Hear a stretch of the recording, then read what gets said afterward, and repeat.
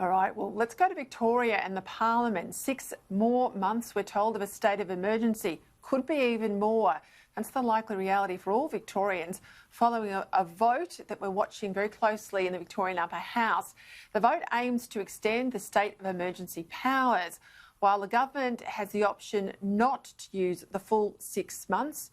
It's hard to imagine the Premier not doing it, considering he wanted a whole year, if you remember that at the outset. Victorian Liberal MP and Leader of the Opposition in the Upper House, that's the Legislative Council of Victoria, Mr David Davis, joins me now from Melbourne. Thank you for your time, David Davis. I watched quite a lot of the debate today in the Parliament. It was extraordinary. I haven't seen the Victorian Upper House so feisty.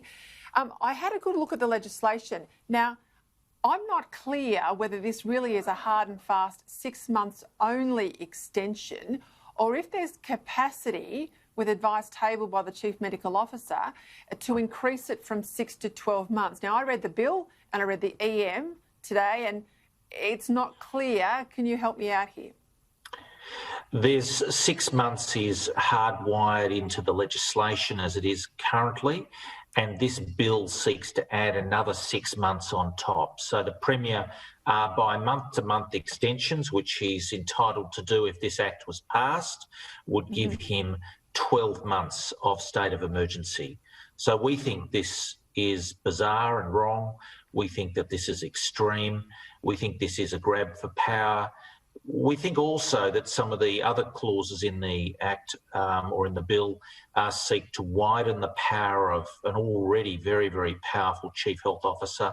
They seek to provide an extension, so even when there's no virus circulating in the community or no detectable virus in the community, that they can still put these orders in place with respect to COVID-19.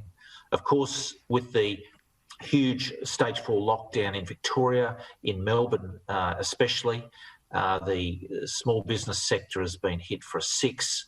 Unemployment is climbing very frighteningly. The impact on people socially has been very significant too. So we're critical of the Premier and his government, his Chief Health Officer, his Health Minister. They've used the full sledgehammer here. They could have been cleverer.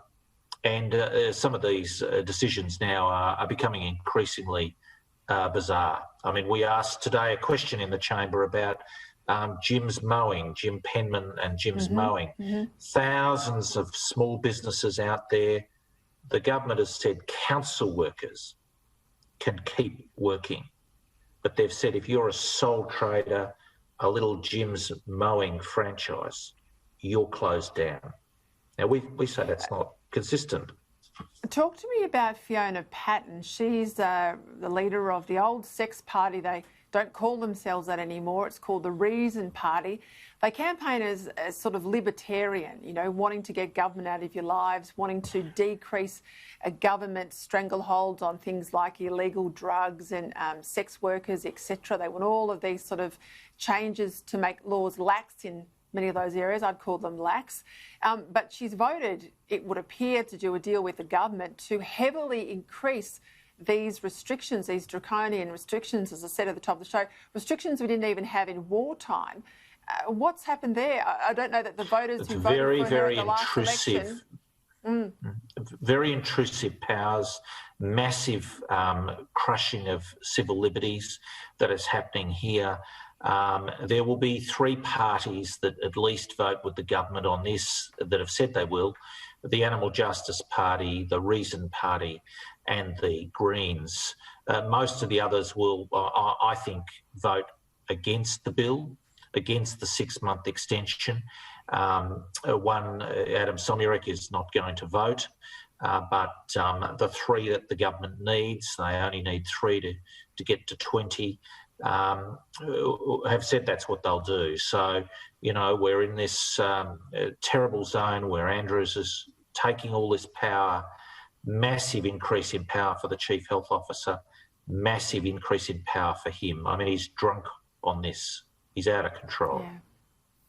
Well, he's got a plan for his extension to state of emergency, but we will have to wait till Sunday to see his plan for the rest of us and for business. David Davis, thank you for your time. A pleasure.